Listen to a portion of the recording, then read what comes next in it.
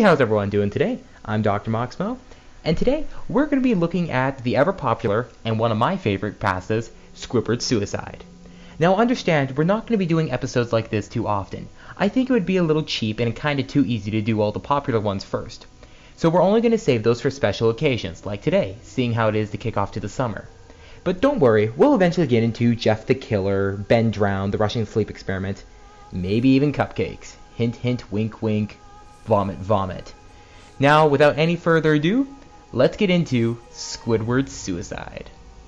I just want to start off by saying, if you want an answer at the end, prepare to be disappointed. There just isn't one. I was an intern at Nickelodeon Studios for a year in 2005 for my degree in animation. It wasn't paid, of course. Most internships aren't. But it did have some perks beyond education.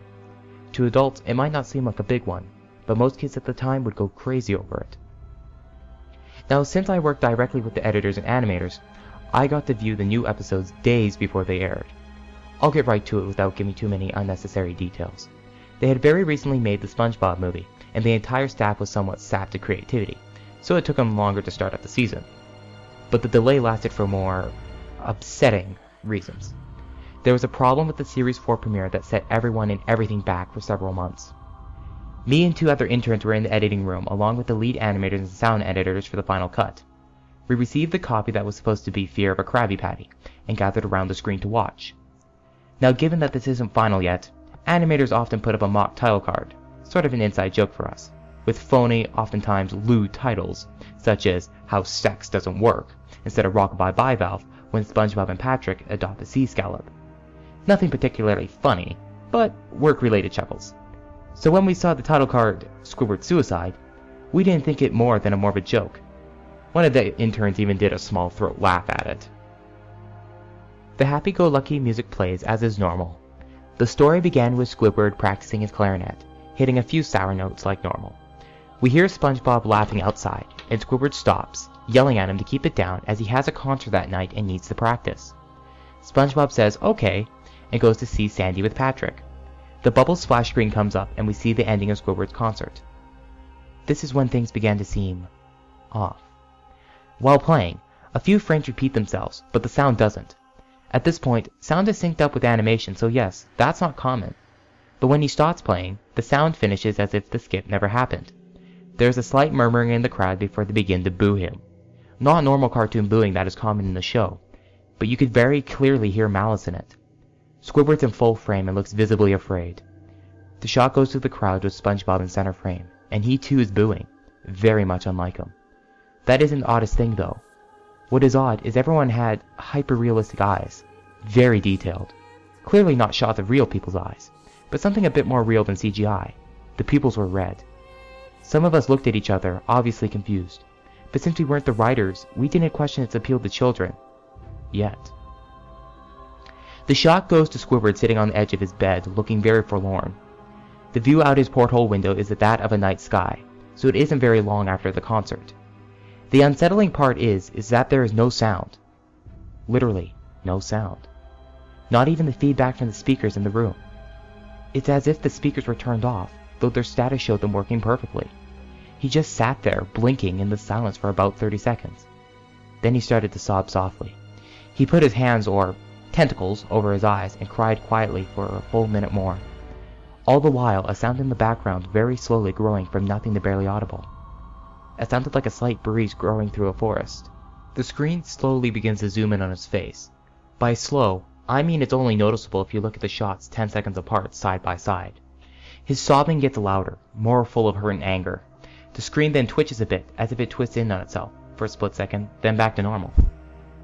The wind through the trees sound gets slowly louder and more severe, as if a storm is brewing somewhere.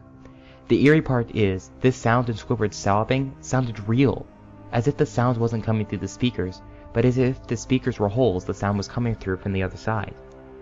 As good a sound as the studio likes to have, they don't purchase the equipment to be that good to produce sound of that quality. Below the sound of the wind and sobbing, very faint, something sounded like laughing. It came at odd intervals and never lasted more than a second, so you had a hard time pinning it. We watched this show twice, so pardon me if things sound too specific, but I've had time to think about them. After 30 seconds of this, the screen blurred and twitched violently and something flashed over the screen, as if a single frame was replaced. The lead animation editor paused and rewound, frame by frame. What we saw was horrible. It was a still photo of a dead child. He couldn't have been more than 6. The face was mangled and bloodied. One eye dangling over his upturned face popped. He was naked down to his underwear, his stomach crudely cut open and his entrails lying beside him. He was lying on some pavement that was probably a road. The most upsetting part of this was that there was a shadow of the photographer. There was no crime tape, no evidence tags or markers, and the angle was completely off for a shot designed to be evidence. It would seem that the photographer was the person responsible for the child's death. We were, of course, mortified, but pressed on, hoping that it was just a sick joke. The screen flipped back to Squidward, still sobbing, louder than before and half body in frame. There was now what appeared to be blood running down his face from his eyes. The blood was also done in a hyper-realistic style, looking as if you touched it, you get blood on your fingers. The wind sounded now if it was that of a gale blowing through the forest. There were even sounds of snapping branches. The laughing, a deep baritone, lasting at longer intervals and coming more frequently. After about 20 seconds, the screen again twisted and showed a single frame photo. The editor was reluctant to go back. We all were, but he knew he had to. This time the photo was that of what appeared to be a little girl, no older than the first child. She was lying on her stomach, her barrettes in a pool of blood next to her. Her left eye was too popped out and popped, naked except for underpants. Her entrails were piled on top of her, above another crude cut along her back. Again, the body was on the street, and the photographer's shadow was visible, very similar in size and shape to the first. I had to choke back a vomit, and one intern, the only female in the room, ran out. The show resumed. About 5 seconds after this second photo played, Squidward went silent, as did all sound, like it was when the scene started. He put his tentacles down, and his eyes were now done in hyper-realism like the others were in the beginning of this episode. They were bleeding, bloodshot and pulsating. He just stared at the screen as if watching the viewer. After about 10 seconds he started sobbing, this time not covering his eyes. The sound was piercing and loud, and most fear-inducing of all is his sobbing was mixed with screams. Tears and blood were dripping down his face at a heavy rate. The wind sound came back, and so did the deep voice laughing. This time, the still photo lasted for a good 5 frames. The animator was able to stop it on the 4th and backed up. This time the photo was of a boy, about the same age, but this time the scene was different. The entrails were just being pulled out of a stomach wound by a large hand. The right eye popped and dangling, blood trickling down it. The animator proceeded. It was hard to believe, but the next one was different, but we couldn't tell what. He went on to the next, same thing. He went back to the first and played them quicker, and I lost it. I vomited on the floor. The animating and sound editors gasping at the screen. The 5 frames were not if there were 5 different photos. They were played out if they were frames from a video. We saw the hand slowly lift out the guts. We saw the kid's eyes focus on it. We even saw the 2 frames of the kid beginning to blink. The lead sound editor told us to stop. He had to call on the creator to see this. Mr. Hillenberg arrived within about 15 minutes. He was confused as to why he was called down there, so the editor just continued the episode. Once the few frames were shown, all screaming and all sound again stopped. Squidward was just staring at the viewer, full frame of the face, for about 3 seconds. The shot quickly panned out, and that deep voice said, "Do it!" And we see in Squidward's hands a shotgun. He immediately puts the gun in his mouth and pulls the trigger. Realistic blood and brain matter splatters the wall behind him and his bed, and he flies back with force. The last 5 seconds of this episode show his body on the bed, on his side, one eye dangling on what's left of his head above the floor, staring blankly at it. Then the episode ends. Mr. Hillenberg is obviously angry at this. He demanded to know what the heck was going on. Most people left the room at this point, so it's just a handful of us to watch it again. Viewing the episode twice only served to imprint the entirety of it in my mind and caused me horrible nightmares. I'm sorry I stayed. The only theory we could think of was that the file was edited by someone in the chain from the drawing studio to here. The CTO was called in to analyze when it happened. The analysis of the file did show that it was edited over by new material. However, the timestamp of it was a mere 24 seconds before we began viewing it. All equipment involved was examined for foreign software and hardware, as well as glitches, as if the timestamp may have been glitched and showed the wrong time. But everything checked out fine. We don't know what happened, and to this day nobody does. There was an investigation due to the nature of the photos, but nothing came of it. No child scene was identified, and no clues were gathered from the data involved, nor physical clues in the photos. I never believed in unexplainable phenomena before. But now that I have something happen, and can't prove anything about it beyond anecdotal evidence, I think twice about things. Ugh. This is a really well done pasta, and it's really terrifying. I know it's one of my favorites, but geez, why does it have to be so disturbing? So let's get into what I liked about it. There's two main factors that I love about it. It's the build-up and the imagery. The imagery in this pasta is phenomenal. It really makes you get into the character of the narrator who's talking here, and also you can really picture, the whole, episode in your mind, and, all the pictures described, you can really see it, and that's what makes it so good. There's a lot of detail in this pasta, and that's very important. Detail is great, but I did feel like sometimes I went kind of over into detail.